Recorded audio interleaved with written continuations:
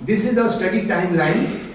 We have our non-HBOT group, 20 kids, HB 81.25, 36 kids, HBOT 1.5, 32, and HBOT 1.75, 58 children, totaling almost 150 children who are being analyzed in this study. And it's 6 months of one-to-one standard therapy, and now we have extended the study to 8 months. Why 6 months? Remember Botox and phenol? You give Botox and phenol to a spastic limb, magic, the limb is straight. How long? 4 to 6 months. But that's the time required for the nerve to repair and heal itself. Now we believe that when we are giving HBOT, we are only healing the neuron. Whenever a neuron becomes dormant, its corresponding axon has demyelinated, which is picked up on MRI scans, which most parents are getting done. MRI says demyelination. Why demyelination? Because the neuron is asleep. So if you wake up the neuron reinduces remyelination, which usually occurs roughly at the rate of 1 to 2 millimeters a day, which means that the connection from the brain to the spinal neuron is going to take 4 to 6 months. Now in CP, the injury was at infancy or close to birth, which means that the areas of the brain affected are like a blank sheet of paper. That brain doesn't know how to do anything. So if you revive the brain, it still doesn't know how to do anything. And it won't know how to do anything until that neuron connects with its lower spinal neuron with a remyelinated pathway. And then the therapist's role comes in to train the brain to use that pathway. So people say, I've done HBOT, it's 4 months gone, no improvement. Nonsense, you cannot get improvement in motor before 6 to 8 months. Because that's the time required for the brain to connect to the body. And for the therapist to train the body how to use that new connection. Cognitive, short fibers, quick response, in 4 months, you know what you are getting. But motor activity, which is the hallmark of CP, don't expect your statistically significant data before 6 months. As you will see the curves, I will show you later on. This is approved by the Ethics Committee of Apollo Hospital, equivalent to your IRB. That is where we have done the multiplex chamber. That's our multiplex chamber. That's one of our kids. This kid, by the way, is from Abu Dhabi, imported guest. Anoxic brain lesions on pre-HBOT scan, and we are very grateful to Dr. Michael Uzler for teaching us how to understand CT SPECT fusion scan.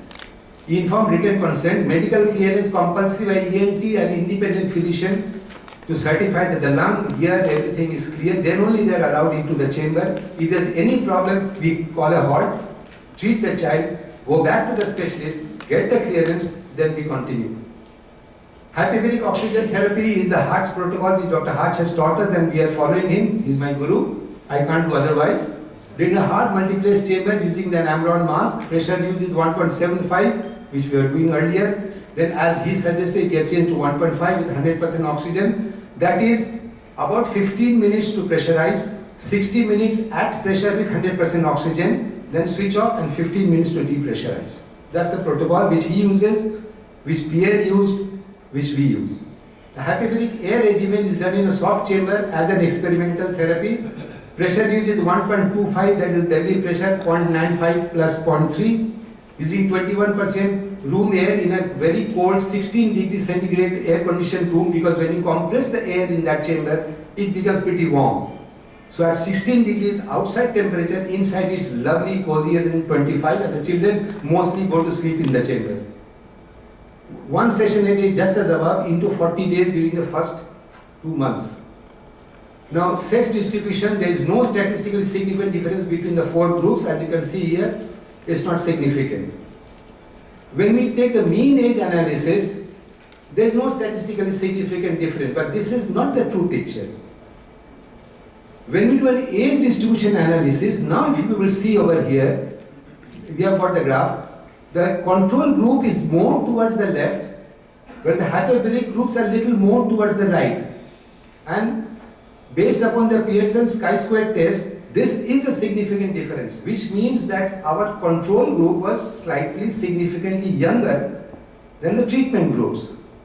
And neurophysiologists would have us believe that the younger the child, when you do the proper therapy, standard therapy, which is the established therapy, they should improve faster than older children.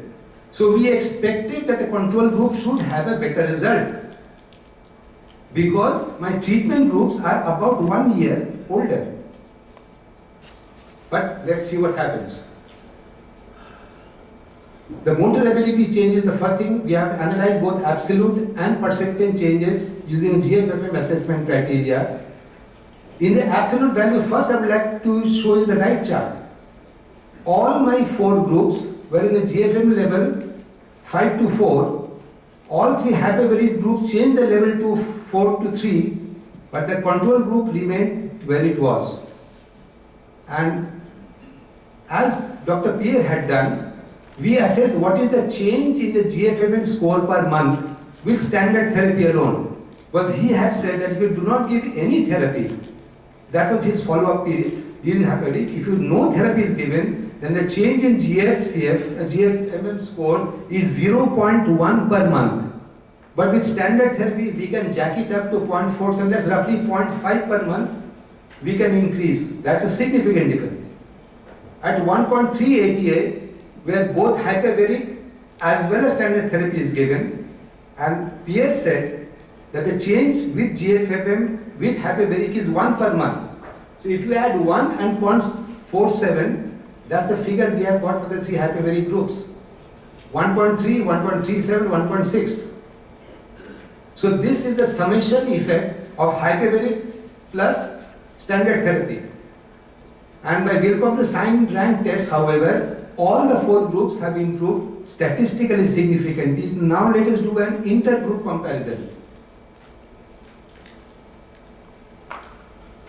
On intergroup comparison, we have taken the percentage change from baseline. So whatever was the baseline data of a particular child, what percentage was the improvement at 4 months and 6 months.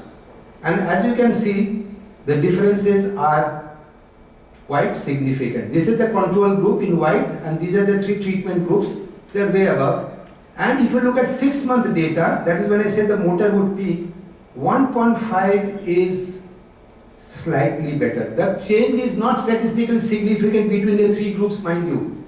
Same what Pierre reported in his study, in the McGill study.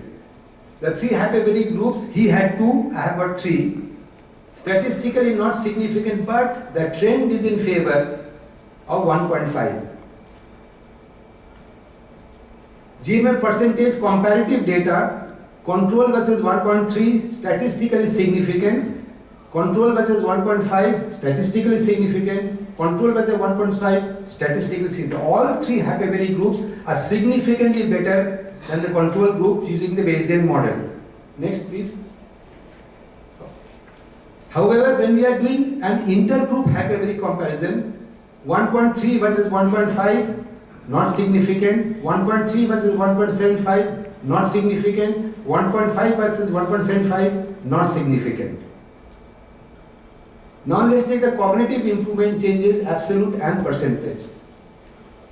This is the comparative data on absolute parameters, and as you can see, it's the same repetition going on. On percentage change, we have got control versus 1.5 ATA, significant at 2 months, 4 months, 6 months, not significant at 8. Control versus 1.5, significant at 4 months.